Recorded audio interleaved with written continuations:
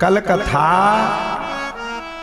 सुखदेव बाबा और राजा परीक्षित के संवाद पर विश्राम ली थी। राजा परीक्षित को श्राप लगा। कितने दिन में मरना था?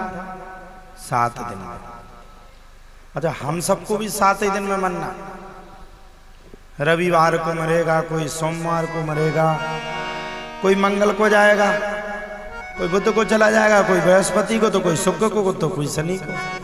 यही तो 7 दिन होंगे।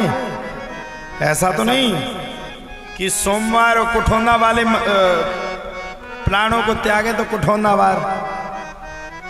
जाना तो सबको 7 दिन में ही, ये निश्चित है।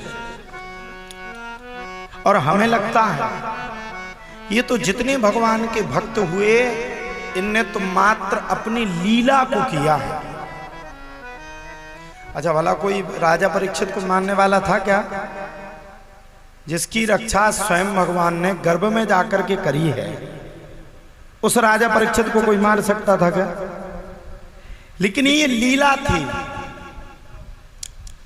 भगवान ने कलयुग के आदमी के लिए उपाय सरल से सरल बताया।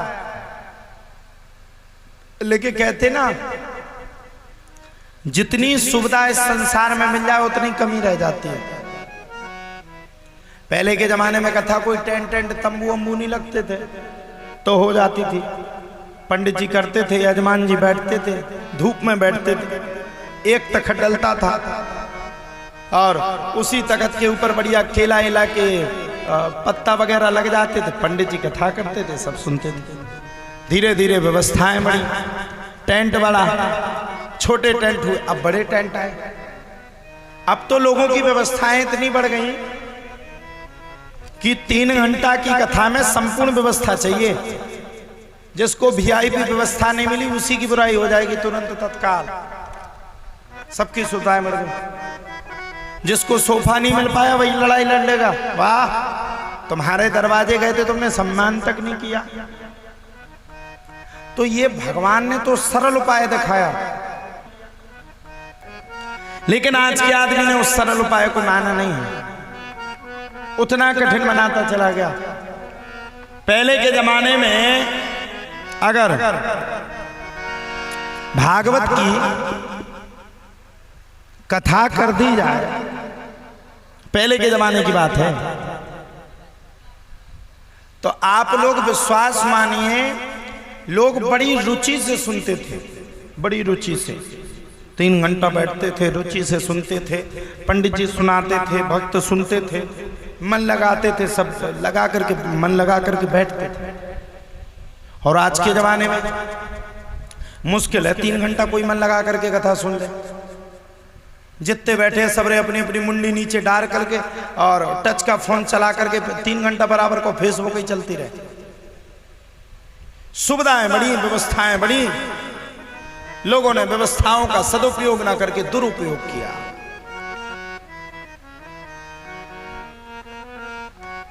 क्रम मात्र इतना है, क्रम सुमात्र इतना है। राजा परीक्षित ने जिस प्रश्न को किया वो अपने लिए नहीं किया। सार्थकता के अनुसार अगर माना जाए तो राजा परीक्षित ने जो प्रश्न किया वो सार्वभौम के लिए किया। म्रियमाणम किम कर्तव्यम, मरने वाले को जीवन में क्या करना चाहिए। और ये प्रश्न तो हम सबके लिए है। निश्चित काल में अगर देखा जाए तो ये प्रश्न हम सबके लिए बनता है। म्रियमाणम किम कर्तव्यम, मरने वाले को क्या करना चाहिए।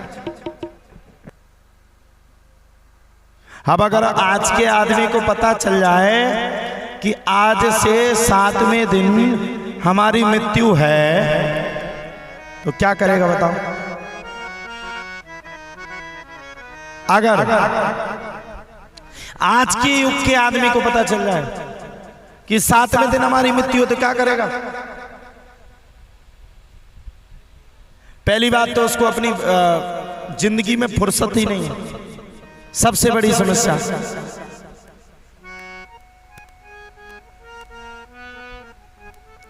मरना सबको 7वें दिन है,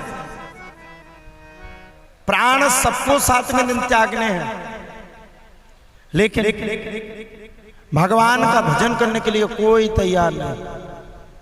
7वें दिन में सबको प्राणों को त्यागना है। यहां कोई अमर रहने वाला नहीं है, सब जाएंगे। और वही प्रश्न सुखदेव बाबा ने, राजा परीक्षित ने सुखदेव बाबा से किया। सुखदेव बाबा ने कहा, बरियानी सते प्रश्न कृतो लोक हेतो निपहा आत्मविषम्यता पुंसा श्रोतव्या दिशु यह परः। बरियानी सते प्रश्न कृतो लोक हेतो निपहा, पूछा म्रियमाणम किम कर्तव्य, मरने वाले को क्या करना चाहिए?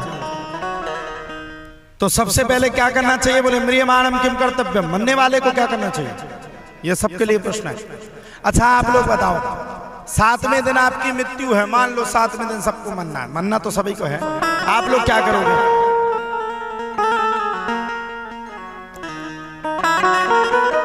सातवें दिन जिनकी मृत्यु होगी, हम गारंटी दे रहे हैं, अगर पता भी चल जाएगा तो कोई भगवान का भजन करेगा ही नहीं।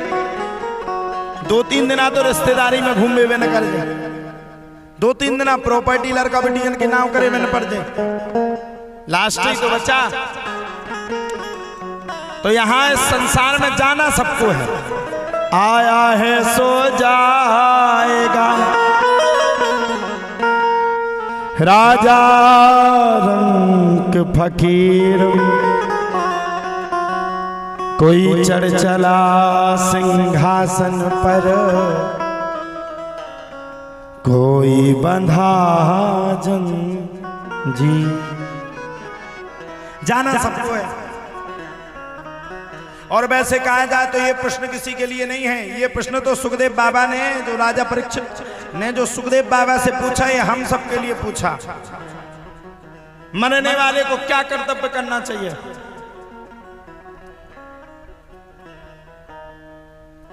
आज का जीवन इतना व्यस्त है कि किसी को अपने मरने की खबर ही नहीं, और जाना सबको है। ध्यान रखना, कोई आगे की ट्रेन में बैठ गया तो कोई पीछे की ट्रेन में बैठेगा, बैठ करके सवारी करके जाना सबको है, मंजिल तक तो पहुंचना ही है।